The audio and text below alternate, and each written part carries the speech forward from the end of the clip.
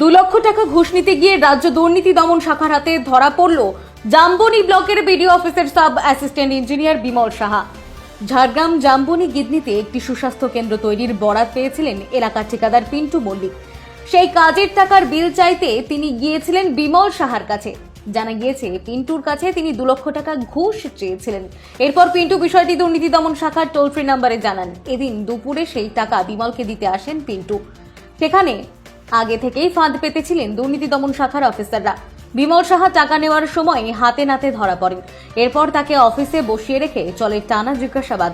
তার কাছে থাকা বিভিন্ন নথি খতিয়ে দেখা হচ্ছে। জানা গিয়েছে মাস 6 আগে বিমল জাম্বনি ব্লকের গিদনি বিডিও অফিসে বদলি হয়ে এসেছেন। তার বাড়ি বোলপুরে। তাকে টানা জিজ্ঞাসাবাদ করার পর গ্রেফতার করা হয়েছে। তার কাছ থেকে উদ্ধার করা হয়েছে 2 লক্ষ টাকা। আপনারা আজকে দেখছেন কেমন চোর ধরা পড়ছে। অ্যান্টি করাপশন ব্রাঞ্চ খবর রেখেছেন কেউ? খবর রেখেছেন না? দেখতে পাননি না? জামবনি সরকারি অফিসে, কোথাও পঞ্চায়েত অফিসে, পুরসভাতে টাকা দিয়ে আর কিছু কাজ হবে না।